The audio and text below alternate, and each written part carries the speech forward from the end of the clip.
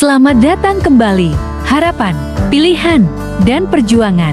Next part. Part 6, Chandra dan keinginannya yang bebas. Selamat menonton. Suasana sore di halaman rumah.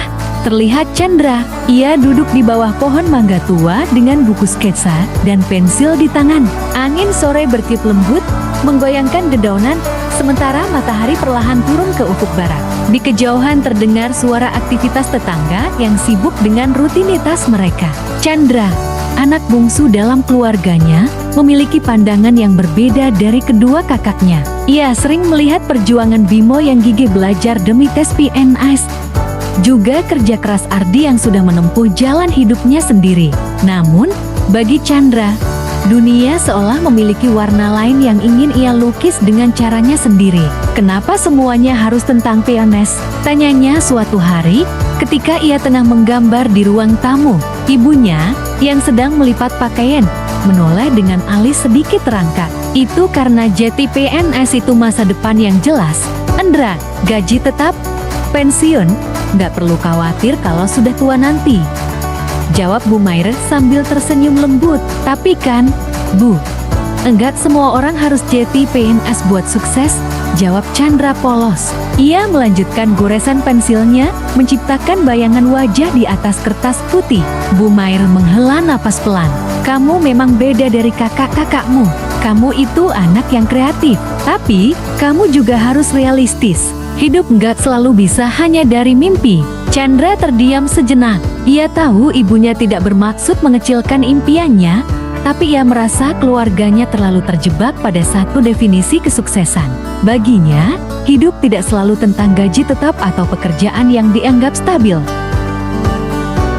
Suatu sore, ia berbicara dengan Ardi di depan teras rumah bawah pohon mangga yang rindang. Kakaknya yang tertua itu sedang menikmati secangkir kopi. Secara kebetulan Ardi sedang pulang ke kota kecil karena sedang cuti pekerjaan, sehingga menyempatkan pulang.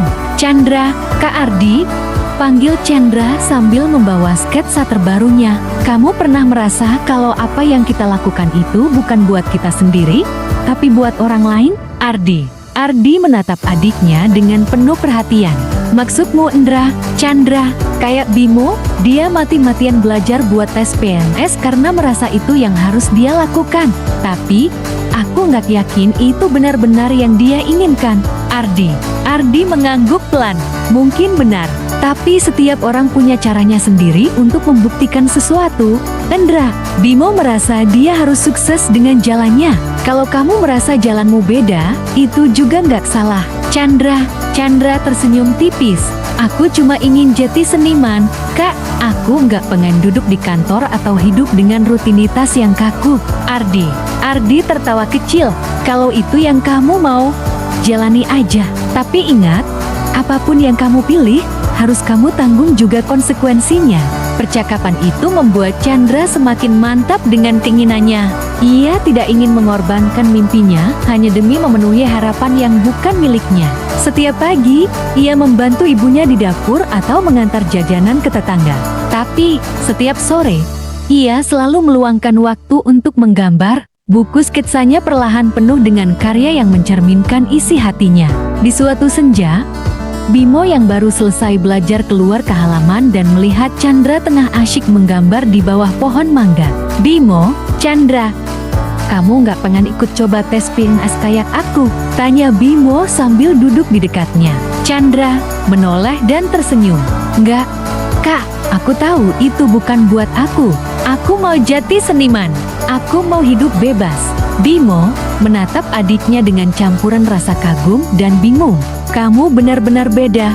Ya, Chandra, beda itu nggak salah. Kak, jawab Chandra sambil melanjutkan sketsanya. Selama aku bahagia, aku rasa itu cukup. Angin sore kembali berhembus lembut, membawa aroma dedaunan basah setelah hujan pagi tadi. Chandra terus menggambar, sementara Bimo hanya duduk dan memandang adiknya dengan senyum kecil. Meski berbeda, mereka saling menghargai jalan yang dipilih masing-masing. Chandra tahu, perjalanannya mungkin tidak akan mudah, tapi ia percaya, hidup adalah tentang mengikuti suara hati. Dan ia yakin, suatu hari, karyanya akan berbicara untuk dirinya.